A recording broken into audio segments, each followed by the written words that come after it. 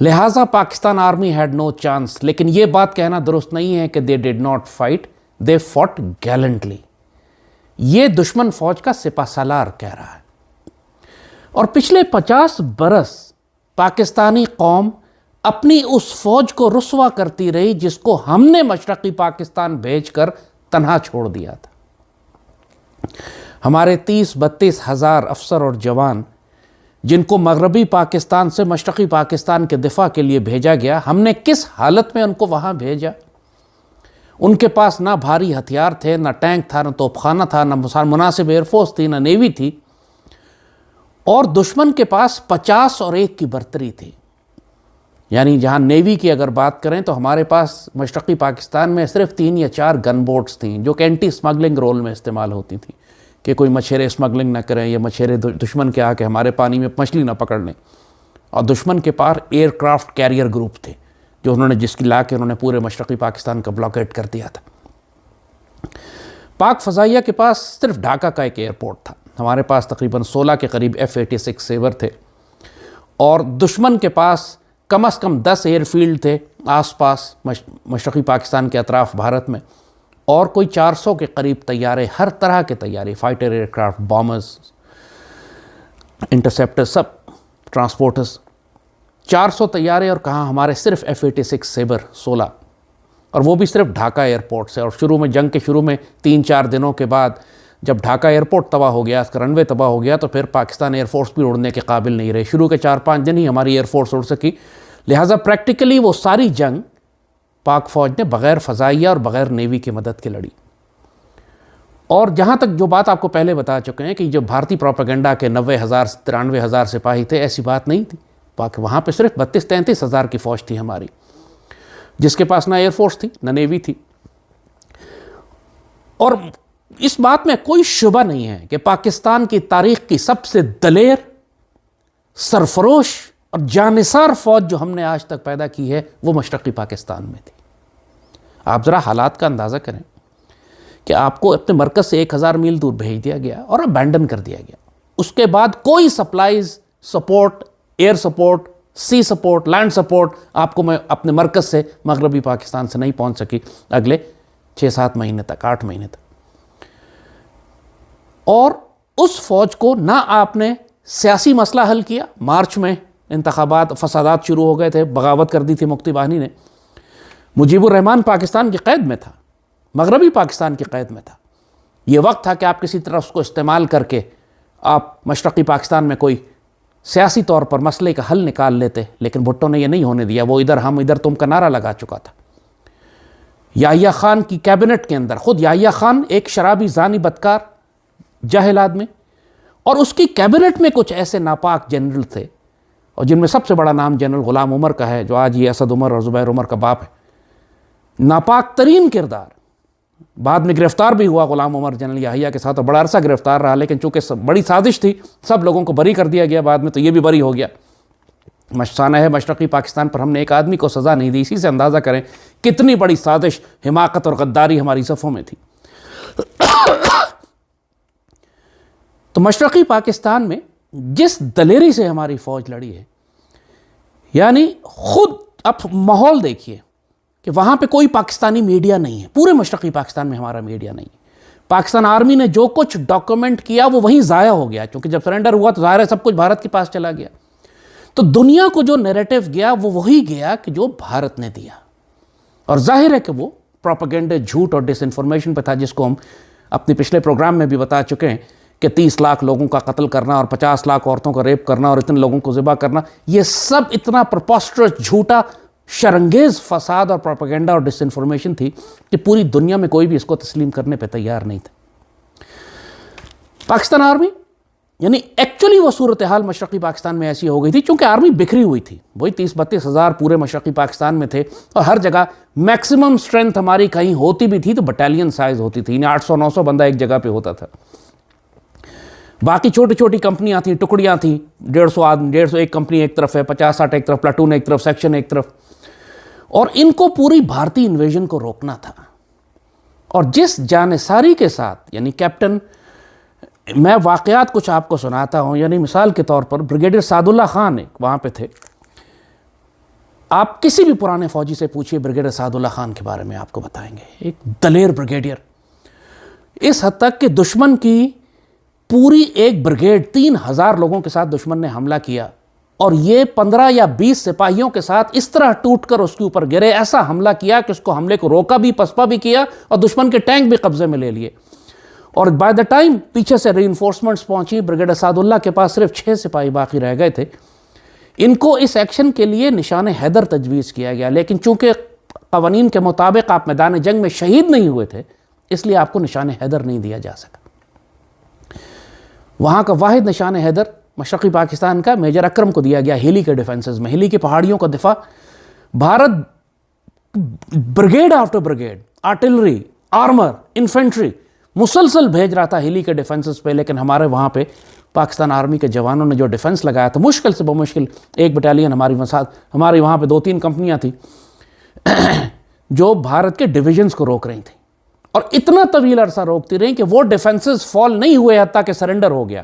بھارتی فوج کی کمانڈ نے آ کے ڈیفنسز دیکھے کہ یار یہ کس قسم کے لوگ تھے کہ ہم جہاں پہ ہمارے 150 پاکستانی فوجیوں کے مقابلے پہ 6000-8000 بھارتی فوج ٹینک اور توپوں اور ایئر فورس کے ساتھ آ رہی ہے، اس کے باوجود وہ اپنے ڈیفنسز کو کراس نہیں کر سکتی۔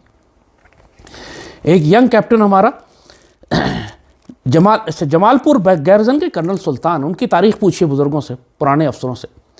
کرنل سلطان کی پوری یونٹ کو 800-900 لوگ تھے، جوان افسر تھے، ان کو گھیر لیا دشمن نے ایک آدمی بھیجا، ایک کرنل نے، بریگیڈیئر نے، کہ جی آپ سرنڈر کر دیں، آپ کو کچھ نہیں کہا جائے گا۔ تو کرنل سلطان نے گولی میں لپیٹ کے ایک جواب لکھا کہ جس طرح تم قلم سے لفاظی کرتے ہو، ذرا اسٹین گن سے لفاظی کر کے دکھاؤ، ذرا دیکھیں تمہارے ہاتھوں میں کتنا دم ہے۔ وہ خط جو انڈین بریگیڈیئر نے لکھا تھا اور پھر کرنل سلطان نے جو اس کا جواب دیا، وہ تاریخ کا حصہ ہیں۔ جب آپ کو پتہ ہے کہ کم از کم 20,000 انڈین فوج اور مکتی بانی آپ کو گھیر چکی ہے اور آپ کے 700-800 جوان ایک چھوٹے سے گیرزن کے گھیرے میں آ چکے ہیں، اس کے بعد آپ کو سرنڈر کرنے کا کہا جا رہا ہے، اور جواب میں یہ دیا جا رہا ہے کہ کاغذ کو گولی میں لپیٹ کے اس کو واپس پھینکا گیا کہ جاؤ باتیں بکواس کرنا بند کرو اور تلوار اٹھاؤ تو پتہ لگے کہ تم کس مٹی کے بنے ہو۔ کیپٹن احسن ملک،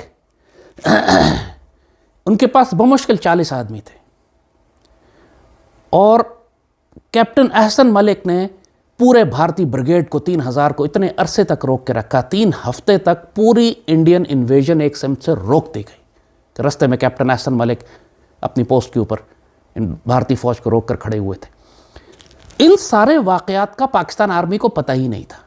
کیپٹن احسن ملک کے بارے میں خود جنرل مانک شاہ نے پھر پاکستان آرمی چیف کو خط لکھا کہ یہ جنگی قیدیوں میں کیپٹن احسن ملک ہوگا، اس کی بہادری کا میں معترف ہوں، اس نے ہمارے پورے بریگیڈ کو روک کے رکھا تھا، ہمارا پوری انویژن رک گئی، یہاں تک کہ مانک شاہ کو اندرا گاندھی کے پاس جانا پڑا یہ کہنے کے لیے کہ ہمارا حملہ روک دیا گیا ہے۔ 6 یا 7 دسمبر کی بات تھی، باقاعدہ اندرا گاندھی کے پاس ہو گیا، رپورٹ کیا پروگریس آف دا وار کہ ہم مشرقی پاکستان میں رک گئے ہیں، ہم آگے نہیں بڑھ سکتے۔ اس پر اندرا گاندھی نے اسے کہا زور لگاتے رہو، کچھ نہ کہیں تمہیں بریک تھرو مل جائے گا، اور یہی ہوا۔ پھر انہوں نے اوپر سے ایئر بورن لا کے انہوں نے بائی پاس ہی کر دیے ہمارے ڈیفنسز، اور ڈھاکہ کے قریب اپنے ٹروپس لا کے لینڈ کیے، اور اس طریقے سے انہوں نے ڈھاکہ کو گھیرا۔ کیپٹن احسن ملک کا کردار ناقابل یقین، جیسے کہا کہ 40 سپاہیوں کے ساتھ 3000 بھارتی فوج کو روکے رکھے 3 ہفتے تک۔ کرنل سلطان کا کردار، اور جب وہاں سے نکلے ہیں اس گیرزن سے اور اپنا دفاع کرتے ہوئے واپس مرکز کی طرف پیچھے کی طرف آ رہے تھے، تو رستے میں 250 کے قریب پاکستان افسر کے آرمی اور جوان شہید ہوئے مکتی بانی کے ایمبوش میں اور بھارتی فوج کی گولہ باری میں، اور اس کے بیچ میں سے نکل کے انہوں نے اپنا راستہ نکالا۔ ہیلی کا جیسے کہا میجر اکرم کی شہادت وہاں پر ہوئی، بریگیڈیئر اسعد اللہ، یعنی اس حد تک کہ جیسے ہم نے آپ سے کہا کہ ہم نے اپنی تاریخ میں، پاکستان نے اپنی تاریخ میں اس سے زیادہ دلیر فوج نہیں پیدا کی جو مشرقی پاکستان میں تھی۔ اس کے باوجود پچھلے 50 سال اس فوج کو صرف ذلیل کیا گیا کہ تم لوگ لڑے نہیں، تمہاری وجہ سے ہمیں شکست ہو گئی۔ ان کو ریسکیو کیا جا سکتا تھا، پولیٹیکلی نہیں کیا گیا، ان کو ریسکیو کیا جا سکتا تھا ڈپلومیٹیکلی۔ وہ جب بھٹو گیا، بات کی گئی، پولینڈ نے قرارداد پیش کی، پوری دنیا کی طاقتوں کو استعمال کیا جا سکتا تھا سیز فائر کروانے کے لیے، وہ نہیں کیا گیا۔ ان کو تو ہماری فوج کو جو مشرقی پاکستان میں تھی دھوکہ اپنوں نے دیا، نہ سیاسی حل تلاش کیا گیا، نہ سفارتی حل تلاش کیا گیا، نہ فوجی کمک ان کو بھیجی، بلکہ ابینڈن کر دیا، اور آخری دن تک دھوکہ میں رکھا گیا اپنی قوم کو، یحییٰ خان اور اس کی ایڈمنسٹریشن اور جنرل غلام عمر اور بھٹو نے، پوری پاکستانی قوم کو دھوکے میں رکھا کہ جی ہم تو مشرقی پاکستان میں کامیاب ہو رہے ہیں، شکست کا کوئی سوال ہی نہیں ہے. اور مشرقی پاکستان والی فوج کو کہہ دیا گیا تھا کہ تم اپنی ذمہ داری پہ جو چاہتے ہو فیصلہ کرو. یہ کہا جاتا ہے، بہت بات ہوتی ہے اس پر کہ سرنڈر کرنے کا حکم کس نے دیا تھا. بعد میں سب ڈینائی کر گئے. یحییٰ خان کہتا ہے میں نے تو کہا ہی نہیں تھا، نیازی کہتا ہے مجھے اوپر سے حکم آیا تھا. بات یہ کہ مٹیریل بات ہے یہ، کیونکہ اگر نیازی اس وقت سرنڈر نہ بھی کرتا، جنرل نیازی نہ سرنڈر کرتا تو مزید کچھ ہفتے اور ہم لڑ لیتے. لیکن نتیجہ وہی نکلتا چونکہ بھٹو فیصلہ کر چکا تھا. یحییٰ خان اور اس کی ایڈمنسٹریشن اور جنرل غلام عمر فیصلہ کر چکے تھے کہ مشرقی پاکستان کو توڑ کر الگ کرنا ہے اور کسی قسم کی مدد ان کو نہیں بھیجنی.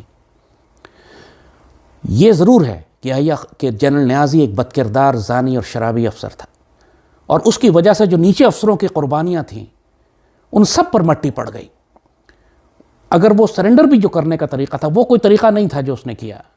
وہ اس بات کو اتنا تماشا بنانے کی ضرورت نہیں تھی کہ وہ تصویریں دنیا کے سامنے کھینچیں اور آج تک بھارتی ہر گیرزن کی دیوار پہ وہ تصویر لگی ہوئی ہے کہ وہ دستخط کر رہا ہے ہتھیار ڈالنے کا. پھر پاکستان آرمی کو کھڑا کر کے اس طرح سیریمونیل ہتھیار ڈلوائے گئے. یہ سب ایک گھٹیا کمانڈر کی وجہ سے ہوا. ہتھیار باعزت طریقے سے بھی ڈالے جا سکتے تھے، کوئی ایگزٹ بھی لیا جا سکتا تھا، کوئی راستہ نکالا، کوئی 100 طریقے تھے. اگر پی او ڈبلیو ہونا بھی تھا تو ضروری نہیں تھا کہ پی او ڈبلیو ہونے کے لیے تماشا لگایا جاتا.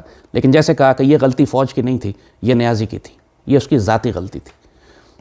اس کا ذاتی کردار اس قسم کا تھا کیونکہ یہ یحییٰ خان کے ایڈمنسٹریشن کے تھے، وہ سارے اس زمانے کے افسر جو تھے ان میں وہی شرعی خامیاں موجود تھیں جس کی وجہ سے انسان بزدل ہو جاتا ہے.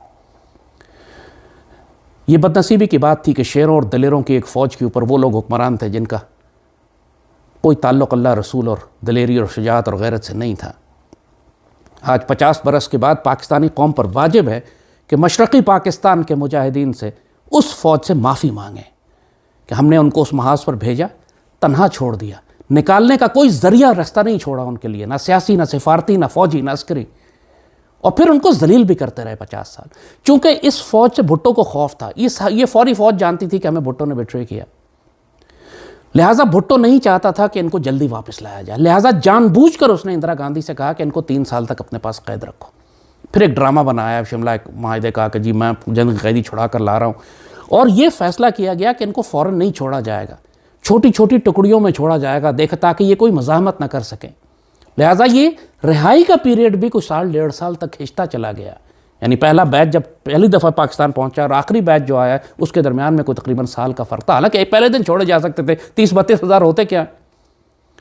یہ سب سازش بھٹو کی تھی، اور اس نے اسی لیے چونکہ اس فوج کو ذلیل کرنا تھا، اس کو خوف تھا کہ یہ فوج میرے خلاف بغاوت کرے گی، اور فوج میں بغاوت ہوئی پھر بھٹو کے خلاف. 1973-74 میں ایئر فورس کے اور آرمی کے، نیوی کے کچھ افسروں نے مل کے باقاعدہ بغاوت کی بھٹو کے خلاف، کیونکہ سب کو معلوم تھا کہ یہ غدار ہے، سب کو معلوم تھا اس نے مروایا ہے، سب کو معلوم تھا یہ کمینہ ہے جس نے ادھر تم ادھر ہم کا نعرہ لگا کے بالکل تمام سیاسی مسئلے ہی ختم کر دیے، مسئلہ تصفیہ کرنے کی کوئی چانس ہی ختم کر دیے، اور پھر جا کے باہر بیٹھ گیا اور پولینڈ کی قرارداد پھاڑ دی اور بکواس کرتا رہا، مزار سال لڑیں گے. سب کو پتا تھا 3 دن بعد فال ہونے والا. اتنی بڑے پیمانے پہ غداری تھی، اور اس سے بڑی غداری یہ تھی کہ وہ سارا ریکارڈ ان کی غداریوں کا باقاعدہ جلا کے ضائع کیا گیا تاکہ کوئی بعد میں انویسٹیگیشن ہی نہ ہو سکے. شیخ مجیب کے خلاف ڈھاکہ فال ہو چکا تھا. مشرقی پاکستان میں پاکستان آرمی دشمن کی قید میں جا چکی تھی. مجیب الرحمان پاکستان کے پاس تھا، مغربی پاکستان میں. اگر بھٹو چاہتا تو اس کو رکھتا اپنے پاس، اور اس کے بدلے آرام سے اگلے دن اپنی پوری فوج رہا کروا لیتا، کیونکہ جو بنگلہ دیش کا بانی ہے، ان کا بابائے قوم ہے، وہ پاکستان کی قید میں تھا. لیکن بھٹو نے بغیر کچھ لیے اگلے دن مجیب الرحمان کو جہاز میں بٹھایا، ڈھاکہ بھیج دیا. کس قسم کا بغیرت آدمی تھا وہ. اپنی پوری فوج چھڑوا سکتا تھا پہلے دن، جس کو 3 سال بھارتی جیلوں میں رکھا گیا. کم از کم 150-200 افسر اور جوان شہید ہوئے ہمارے بھارتی جیلوں کی قید میں. پوری دنیا میں بے عزتی ہوئی پاکستان کی. یہ سب کچھ ہم مینیج کر سکتے تھے کیونکہ مجیب ہماری قید میں تھا مغربی پاکستان میں. بھٹو نے نہیں ہونے دیا. Bhutto was the head of the state at that time. کیونکہ فوراً یہ فال آف ڈھاکہ کے بعد یحییٰ خان نے ریزائن کر دیا تھا، بھٹو کو لا کے حکومت دے دی گئی تھی. تو جس لیول کا بٹریل ہے وہ سارا ایویڈنس جلا دیا گیا. یعنی کتنی بدنصیبی کی بات ہے اس قوم کی کہ مشرقی پاکستان ٹوٹ گیا اور ایک شخص کو سزا نہیں ہوئی. صرف مختصر ہم یہ بات کریں گے کہ پوری پاکستانی قوم پر، جس طرح آج کل ہم یہ دیکھ رہے ہیں کہ مشرقی پاکستان کے جو سول آرم فورسز والے ہیں ان کو پاک فوج عزت دے رہی ہے، یہ وہ رضاکار ہیں جو پاک فوج کے ساتھ مل کر لڑے، بہاری، جنہوں نے پاک فوج کے ساتھ پاکستان کا دفاع کیا اور بعد میں بری طرح ذبح کیے گئے۔ ان ساروں کے تو قتل عام ہوتا تھا ڈھاکہ ریس کورس گراؤنڈ میں، لگا کے ان کو سنگینوں سے، بینٹ سے ٹارچر کر کے مارا جاتا تھا، کیونکہ یہ پی او ڈبلیو نہیں ہوئے تھے۔ پی او ڈبلیو کا اسٹیٹس صرف پاکستان آرمی کو ملا تھا، اور جو رضاکار تھے بنگالی اور بہاری سارے کے سارے، وہ تو بیچارے سارے مار دیے گئے یا بہت بری طرح سے۔ وہ کیمپوں میں، آج تک کیمپوں میں رہ رہے ہیں۔ اب پاکستان آرمی ان کو اکنالج کر رہی ہے کہ آپ لوگوں نے 50 سال پہلے پاکستان کے لیے قربانیاں دی تھیں، لیکن اب اس فوج کو بھی اکنالج کرنے کی ضرورت ہے جو مشرقی پاکستان میں تھی، جس کو ہم 50 سال ذلیل کرتے آئے ہیں کہ تم لڑے نہیں، تم نے ہتھیار ڈال دیے۔ اس سے زیادہ بڑا ظلم ہو کوئی نہیں سکتا کہ ہم اپنے سرفروش اور جانثار بیٹوں کو اس طرح ذلیل کریں، جنہوں نے پاکستان کے دفاع کی خاطر سب کچھ قربان کر دیا۔ اپنے جتنی فیملیز تک ذبح ہو گئی، جن کے افسروں اور جوانوں کی فیملیز مشرقی پاکستان میں تھی، وہ بنگالی افسروں کے ہاتھوں، مکتی بانی کے ہاتھوں ذبح ہوئی۔ ایسے ایسے ناقابل یقین واقعات ہیں مشرقی پاکستان کے۔ ایک کیپٹن تھا، میں اس کا نام بھول رہا ہوں، سمیار جنگ کر کے اس کے نام کے آخر میں آتا تھا۔ اس کو اس کے کمانڈنگ آفسر نے کہا کہ تم نے دشمن کا ایڈوانس روکنا ہے 7 سپاہیوں کے ساتھ، 7 جوانوں کے ساتھ جا کے اس نے سڑک کے اوپر اسکریننگ پوزیشن لگا لی کہ دشمن کو میں نے آگے نہیں آنے دینا، آگے دشمن کا پورا بریگیڈ آ رہا ہے۔ اس افسر کو، وہ جو وہاں شہید ہوا ہے، ہمیں تو پتہ ہی نہیں چلا کہ اس کے ساتھ ہوا کیا۔ وہ تو بھارتی فوج کے افسر نے بعد میں آ کے بتایا کہ ہمارے پورے ایڈوانس کو اس نے پورے دن روکے رکھا، اور شام کو جب ہم اس کے بنکر میں پہنچے ہیں تو وہاں ہمیں ایک شخص ملا جس کا آدھا دھڑ کٹ کے الگ ہو چکا تھا۔ بمشکل وہ آخری سانسیں لے رہا تھا، لیکن انگلی اس کی ٹریگر پہ تھی مشین گن کی، اور اس نے صرف مجھے اپنا تعارف کرایا کہ میں کیپٹن سو ان سو ہوں، مجھے پانی پلاؤ۔ ہم پانی پلانے لگے تو وہ وہیں پہ ٹریگر پہ انگلی تھی اس کی، اور وہیں شہید ہو گیا۔ ایسے گمنام شہید ہیں ہمارے پورے مشرقی پاکستان میں۔ پاکستان آرمی ان کو ریکوری نہیں کر سکی، آرمی تھی ہی نہیں وہاں پہ، انڈین آرمی تھی، کہتے ہم نے ان کو دفن کر دیا جنگلوں میں۔ ہمیں اس فوج سے معافی مانگنی ہے، اس کی عزت کرنی ہے۔ 50 سال ہو گئے، اب وہ نوجوان افسر اس وقت آج 80-90 سال ان کی عمریں ہو چکی ہیں۔ It's time that we respect them. ہم نے بہت بے عزت کیا اپنی اس فوج کو، پہلے ابینڈن کر دیا، پھر ان کو بھارتی جیلوں میں چھوڑ دیا، اور جب ہمارے پاس اتنے موقع تھے ان کو پاکستان لانے کے، بھٹو کی ضلالت نے ان سب کو ضائع کیا۔ جان کے ضائع نہیں کیا، بلکہ جان کے اس کی سازش یہی تھی۔ اب پاکستانی قوم کو بحیثیت مجموعی، پاکستان آرمی کو بھی اور قوم کو بھی، مشرقی پاکستان والی ہماری جو ابینڈن بریگیڈ تھی، ہماری جو ابینڈنڈ آرمی تھی، ہماری جو ابینڈن کور تھی، جس کو ہم نے بالکل تنہا چھوڑ دی، اس سے بڑا غم سوچیں کیا ہوگا کہ قوم آپ کو لڑنے کے لیے بھیجے اور پیچھے سے سیڑھی نکال لے کہ جی آپ اپنا بندوبست خود کر لیں، اب ہم آپ کے ذمہ دار نہیں ہیں۔ اس سے بڑا بٹریل اور کیا ہو سکتا ہے ایک سپاہی کے لیے، ایک فوجی کے لیے؟ جس قوم کے لیے لڑ رہا ہے وہ قوم اس سے ماننے سے انکار کر دے، اس کو مدد بھیجنے سے انکار کر دے۔ اللہ پاکستان کا حامی و ناصر ہو۔ ہم بہت بڑی بڑی تاریخی غلطیاں کر چکے ہیں، اور اس سے بڑی غلطی یہ ہے کہ اس تاریخ کو چھپا دیا ہم نے، اپنے آنے والی نسلوں کو بتایا نہیں کہ ہم کتنے بڑے بلنڈرز کر چکے ہیں، ہمارے بڑوں نے کتنی بڑی بڑی حماقتیں کی ہیں، اور ہم نے اس لیے کچھ نہیں سیکھا، اور آج بھی ہم وہی کر رہے ہیں۔